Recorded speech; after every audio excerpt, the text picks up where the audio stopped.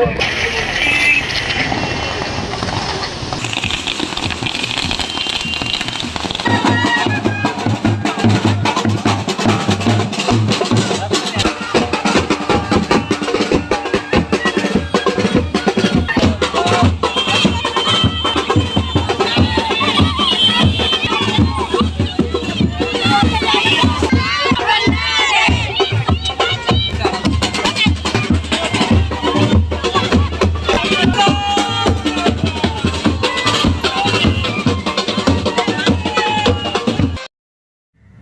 are watching the Public Views News channel.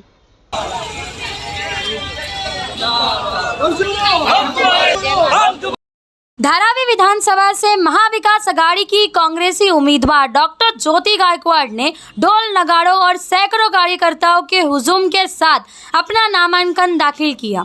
Dharavi इलाके में मौजूद विभिन्न महापुरुषों की प्रतिमाओं के माल्यार्पण के साथ शुरू की गई उनकी नामांकन यात्रा धारावी के 90 फुट रोड से होते हुए सैंड वेंड्रा लिंक रोड से निर्वाचन कार्यालय तक पहुंची। जगह जगह स्वागत और सत्कार के साथ निकली इस यात्रा में कांग्रेस के हजारों कार्यकर्ताओं ने उपस्थिति दर्ज कराई।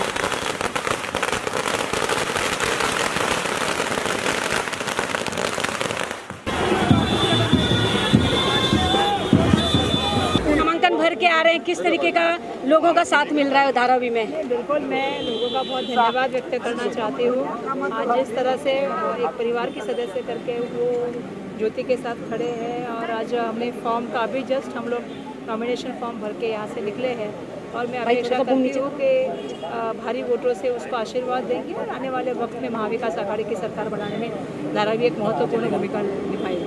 ताई, जिस तरीके से ज्योति ताई का जब से नामांकन का नाम हुआ है तब से हर पार्टी पीछे हट रही है ऐसा लग रहा है, क्योंकि सारा जोर दिख रहा है इस कांग्रेस की तरफ। देखिए, ऐसे कि महाविकास आघाड़ी करके चाहे कांग्रेस पार्टी के नेता रहे, उद्धव बाला साहब ठाकरे पार्टी के नेता रहे, हमारे शरद पवार साहब के पार्टी के नेता रहे, आम आदमी पार्टी ने हमें सपोर्ट किया है, समाज हर कोई जो है वो सपोर्ट कर रहा है और जनता भी जानती है कि जिस तरह से एक तरह से जो जनता की भावना से खेला गया है, चाहे वो कल की बांद्रा की घटना हो या जिस तरह से हमको अपेक्षा थी, हमारे जितने उद्योग बाहर चले गए गुजरात की तरफ, सरकार और महाराष्ट्र की राजनीति में जो है एक अलग दिशा में लेके जाने का काम किया है। महाराष्ट्र की राजनीति हमेशा एक सुसंस्कृत राजनीति रही है, लेकिन उसको गलिच्छ करने का काम हुआ। महाराष्ट्र ने गद्दारी देखी, बहुत सारी चीज़ें महाराष्ट्र ने इन दिनों में देखी, महिला में अत्याचार होते हुए देखे, बच्चों पे अत्याचार होते दिखे। तो जनता ने अभी तय कर लिया कि इस बार उनको महाविकास आघाड़ी की सरकार लानी है और इसके लिए हम आने वाले दिनों में जितना कोशिश कर सके उतनी मुंबई में ज़्यादा से ज़्यादा सीटें लेके आए।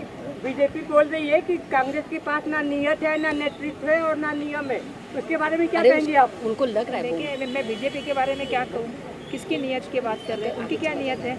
बेटी बचाओ और बेटी पढ़ाओ कहते हैं और आप सबसे ज़्यादा तो आज आप देखो कि महाराष्ट्र में दूसरे नंबर पे महिला अत्याचार में महाराष्ट्र आया है और जिस महिलाओं की बात वो करते हैं, दुर्भाग्यवश कल उन्हीं के स्टेज पे किसी महिला के बारे में इतनी गलिच्छ बात हुई। वहाँ के सब बीजेपी के लीडर उस स्टेज पे बैठे थे, एक ने भी उनको रोकने का काम नहीं किया, टोकने का काम नहीं किया, उल्टा हंस बोल के जो है वो उस पर ताली बजाने का काम किया। ये महाराष्ट्र की सुसंस्कृत राजनीति नहीं रही है। किसी भी महिला को राजनीति में आने का पूरा हक है, अपने मत रखने का अधिकार है और जिस तरह से उसके बारे में जो गंदी तरह से बोला गया वो बिल्कुल महाराष्ट्र में पसंद नहीं किया गया। मैं जयश्री थोरात की बात करना चाहूँगी और मैं ये भी कहना चाहूँगी कि चाहे बदनापुर हो, चाहे नासिक हो, चाहे पुणे हो, चाहे मुंबई हो, आज रेलवे में महिलाएं सुरक्षित नहीं, ना बच्चियाँ स्कूल में सुरक्षित है, तो कहाँ जाएंगे? आज गुंडे अगर मंत्रालय में वर्षा बंगले पे रील बनाने लगे तो हम कहाँ का न्याय अपेक्षित करेंगे? और दुर्भाग्यवश हमने देखा है कि ये सब हो रहा है।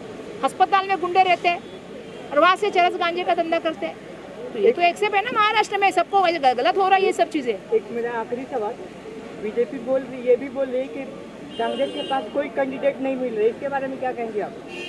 बीजेपी के तरफ से आएगा, बीजेपी को कैंडिडेट नहीं है। कौन से कैंडिडेट की बात करें भाई साहब? ताई, मुंबई में नंबर 1 पर ज्योति ताई ट्रेंडिंग पर है, हर जगह उनकी चर्चा हो रही है। ऐसे में अब ज्योति ताई ने पर्चा भर दिया है, आगे क्या लड़ाई जोरदार होने वाली है क्या? ट्रेंडिंग चल रहा है, ट्विटर में 1 नंबर ट्रेंडिंग चल रहा है ऑल इंडिया। मैं बहुत धन्यवाद दूंगी जिन्होंने हमें सपोर्ट किया है, फैमिली को सपोर्ट किया है, उसके लिए मैं बहुत धन्यवाद दूंगी। हम समझते हैं कि हम इसका जो है नतमस्तक होकर इसका हम धन्यवाद व्यक्त करना चाहते हैं, लेकिन ट्विटर पे बिल्कुल नंबर 1 है, वैसा ही जमीन पे भी नंबर 1 काम करके नंबर 1 पे से शुद्ध। धारावी की दोनों शेरनी को देखा जा रहा है, कहा जा रहा है कि दोनों शेरनी अब जो है उतर चुकी है मैदान में। और गीता सीता और गीता भी कह सकते हैं, गीता बबीता भी कह सकते हैं, धाकड़ भी कह सकते हैं, कुछ भी कह सकते हैं। देखो हम लड़ाई में उतरे हैं क्योंकि हमारे परिवार का सवाल है, और जब परिवार पे कोई आपदा आती है या आघात होता है तो फैमिली की लड़कियां बन के हमें भी उसी मैदान में उतरना पड़ेगा जिस मैदान में किसी की बुरी नज़र हमारे पे है। तो ऐसे वक्त में चाहे मैं रहूँ चाहे ज्योति रहे, पूरा गायकवाड़ परिवार इसमें साथ देगा। अभी तक कोई कैंडिडेट आया नहीं है, तो क्या आपको क्या लगता है कि वो लोग डर गए? देखिए मैं किसी के पार्टी का ना प्रवक्ता नहीं हूँ, मैं कांग्रेस पार्टी के नेता हूँ, महाविकास आघाड़ी की जो है वो मैं सदस्य हूँ। तो महाविकास आघाड़ी यहाँ पे जोरदार पद्धति से लड़ेगी और आने वाले दिनों में महाविकास आघाड़ी का मुख्यमंत्री बनेगा और उसमें धारावी मुख्य भूमिका निभाएगी। यही पार्टी के बजाय ये अडानी की लड़ाई डायरेक्ट है क्या? 100% अडानी से लड़ाई है कि आपको भी पता है किसकी छुपी है, लेकिन हमारी लड़ाई सबसे बड़ा हर किसी के लिए है, तो हमारे धारावी के लोगों के लिए धारावी में धारावीकर को घर मिलना चाहिए। इस बात से तो इस लड़ाई में सच्चाई है, इस लड़ाई में ईमानदारी है, और जहाँ सत्य और ईमानदारी होती है विजय वही होता है। ज्योतिताई क्या कहेंगे, नामांकन भर के आ चुके, कितनी जिम्मेदारी बढ़ गई है? अब जिम्मेदारी बहुत बढ़ गई है। धारावी मेरा जो परिवार है उसके लिए मेरी जिम्मेदारी है ही, और मैं ये कहना चाहूँगी कि मेरा धारावी परिवार मुझे बहुत प्यार दे रहा है, बड़े बुजुर्गों का आशीर्वाद मिल रहा है, मेरे उम्र के मुझे साथ दे रहे हैं और छोटे बच्चे प्यार दे रहे हैं, और वो हमेशा ऐसा ही बना रहेगा। उनका विश्वासघात मैं कभी नहीं करूँगी, उनके साथ मैं हमेशा रहूँगी।